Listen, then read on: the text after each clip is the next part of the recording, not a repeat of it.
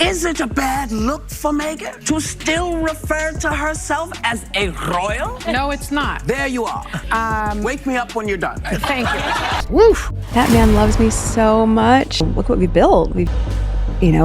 And built a beautiful, look what we built. If you haven't noticed, my husband's very, very handsome. It's so fake. Like, this can't be real. It's really quite sad. If there's one thing Joe Rogan is known for, it's saying exactly what everyone else is too scared to say. So when Meghan Markle's latest emotional podcast clip started making the rounds online, complete with trembling voice, dramatic pauses, and not a single tear in sight, Rogan didn't hold back. Within minutes, his reaction became its own viral storm. Oh, he's such a great partner. It sucks. Terrible. You suck. It's bad. Are you joking? I feel that. What? You suck. What? Stop. All of it is fake. Yeah, that's embarrassing. I don't like Thing. it. Just talking nonsense. Right, I feel that every day in how supportive he's been. It's stupid. To Rogan, this wasn't some heartwarming royal confession. It was a performance, one that, in his words, felt more Hollywood than heartfelt. And as clips of Meghan dabbing her eyes and talking about overwhelming pressure spread across social media, the internet quickly split into two camps. Those defending her vulnerability and those convinced she just pulled off another award-worthy act. But Rogan, he wasn't buying a second of it. He tore straight through the sympathy and went for the truth as he saw it, blunt, unfiltered, and impossible to ignore. I get another lecture from you, I'm gonna go crazy. He's also a fuck. It's weird, right? You're ugly.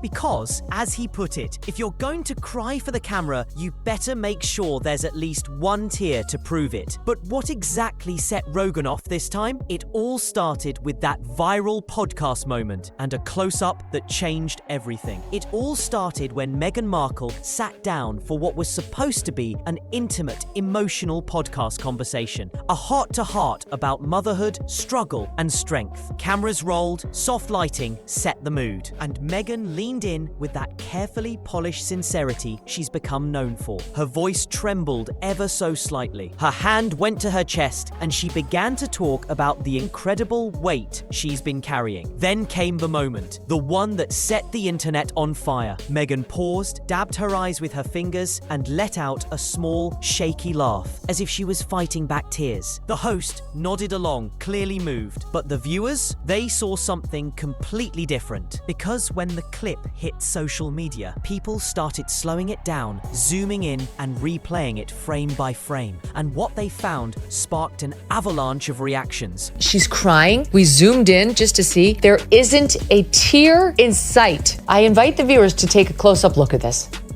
Where's the tear?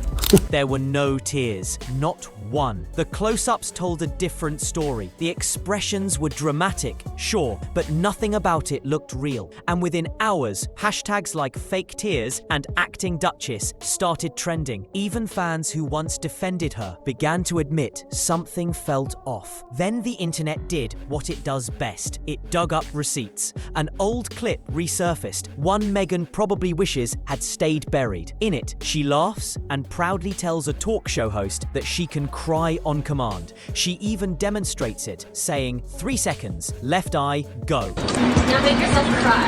Yeah. Oh, I can do that so well. Oh my God, it's crazy. You're like, Meghan, 1 tear, left eye, go. Give me 3 seconds. It was meant to be a cute, behind-the-scenes actor moment, but now it looked like evidence. People started connecting the dots. Was this raw emotion just another performance? Just in time to soften her image again. Even fans of the royal family chimed in. Some compared the moment to an audition tape, the perfect blend of drama and self-pity, wrapped up for sympathy clicks. Others said it wasn't just about Meghan's acting, but about control. A woman used to shaping her own narrative, now trying to reclaim public sympathy after months of backlash. Have you ever seen that video? No. Pull that video up, because it's one of my favorites. Oh my gosh, I work so hard. You're a fucking idiot. But the real explosion came when the clip reached Joe Rogan's radar. He'd seen countless viral moments, politicians faking outrage, celebrities pretending to be humble. But this one, it hit differently. It was everything he hates about media manipulation, wrapped in one carefully lit, camera-ready breakdown. And once Rogan decided to speak his mind about it, Meghan's emotional act didn't just get called out, it got obliterated. As opposed to, oh my gosh, I work so hard and I appreciate what hard work looks like. I like working hard. When the clip landed on Joe Rogan's radar, he tiptoed around it. He went straight for the jugular. On his podcast, Rogan tore into the video with that signature mix of disbelief and brutal honesty that's made him both loved and feared online. He replayed Meghan's so-called emotional moment and just shook his head. "That's not emotion," he said flatly. "That's PR. That's performance." And it seems like that lady is a temptress. She's a siren. She's lured him into the rocks. To Rogan, it wasn't just about Meghan pretending to cry, it was about everything behind it. The lighting, the angles, the perfectly timed pauses. He called it Hollywood sadness. That kind of manufactured vulnerability celebrities use to look humble while keeping their image perfectly intact. He even joked that the only thing missing was a director yelling "cut" in the background. What really got him though was how calculated it all seemed. You know, I mean, she used to be on Was Deal or he No infiltrated? Deal. Look, she was on Deal or No Deal. Yeah, that's right. He pointed out that Meghan's brand had been struggling to recover from the endless string of PR flops. The failed Spotify deal, the Netflix backlash, and the rebranding disaster. And now, suddenly, here she was, bearing her soul on a podcast. She wants all of the privileges that go along with an identity, but she doesn't want any of the responsibilities. The timing, he said, was too convenient to be coincidence. "You can tell when something's real," Rogan said, leaning forward. "You can feel it, but this was rehearsed. This was strategy disguised as emotion." He even mocked the delivery, mimicking her soft, trembling tone before snapping back into his usual bluntness. "You've got a mansion, millions in the bank, and the world's cameras on you. What exactly are you crying about?" The audience laughed, but the comment hit deeper than most celebrity jabs. And then the wife convinces you to leave the royal family. Like, I'm out. I don't need you guys. Which is crazy, because don't you just get free money?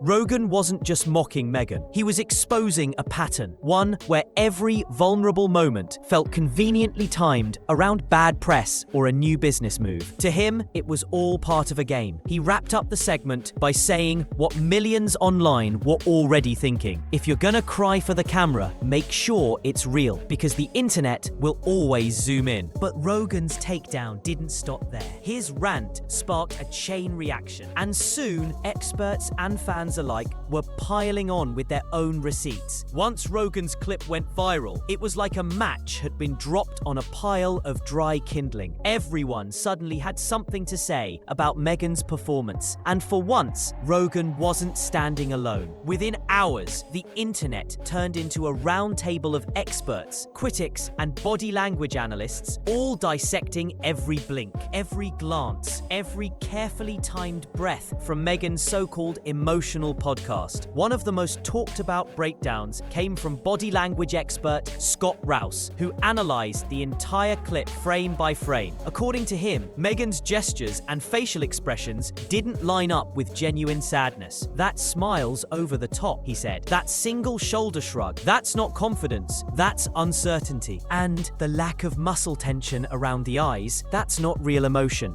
And Meghan started accepting all these compliments. I know I'm great, aren't I? He summed it up perfectly. If you cry, but your face doesn't join the conversation, you're acting. Social media users took that analysis and ran with it. Viewers started posting side-by-side comparisons. Meghan's podcast breakdown next to her old acting clips from Suits and Deal or No Deal. The resemblance was uncanny. Same micro-expressions, same pacing, same almost crying look. Comment sections filled with sarcastic remarks like, "Give her the Oscar already, and she practiced this one in the mirror. Even Meghan's past interviews came back to haunt her. That old clip of her bragging she could cry on cue was reposted thousands of times with captions like "method acting at its finest." One viral tweet summed it up. She's not crying because she's sad. She's crying because the brand needs sympathy again. And while her most loyal supporters tried to defend her, saying that women in the spotlight are unfairly judged, the tide of public opinion had already turned. To many, Meghan's emotional display was just another PR attempt dressed up as authenticity. Adding fuel to the fire, media commentators started questioning why every one of Meghan's vulnerable moments conveniently showed up when her image needed a boost. Whether it was an Oprah interview, a new Netflix special, or a podcast launch, the pattern seemed impossible to ignore. And Joe Rogan, watching the chaos unfold, couldn't resist throwing another jab. On a follow-up episode, he laughed and said, "See, people can smell fake a mile away. You don't need a lie detector, just give the internet 10 minutes. But Rogan wasn't done yet. The backlash only pushed him to go harder, and in his next episode, he doubled down, calling out Meghan's royal act and taking aim at something even more controversial. By the time Rogan returned to the topic a few days later, the controversy had snowballed into a full-blown media storm. Clips of his original rant had racked up millions of views, and instead of backing off like most celebrities might, Rogan did the exact opposite. He doubled down. He opened his next episode with a smirk, sipping his coffee before saying, "So apparently I'm not supposed to talk about Meghan Markle anymore," which obviously means we're definitely talking about Meghan Markle. The audience burst into laughter. Then he launched into one of his sharpest takedowns yet. Rogan said the whole thing, the crying, the podcast, the vulnerability, was a masterclass in manipulation. It's about emotion, he said. It's about image control. Every time her PR dips, there's a new confession, a new heartfelt interview, or some dramatic clip designed to make us feel sorry for her. It's like watching a reality show that doesn't know it's a reality show. He even compared Meghan to politicians who rehearse their empathy for the camera, saying the only difference is that at least politicians don't try to sell it as authenticity. She's not being real, Rogan said. She's producing herself. Every look, every pause, it's calculated. You can almost hear her internal monologue. All right, cue the left eye tear in 3, 2, 1. Then, in classic Rogan fashion, he zoomed out and made it bigger than Meghan. He started talking about how the entertainment industry trains people to be emotional on command, and how audiences have become addicted to fake authenticity. It's like we've forgotten what real emotion looks like, he said. We're so used to people performing their pain that we can't even trust it anymore when it's real. Clip where she's like, "Oh my God, oh my God. It's like, it's so inauthentic."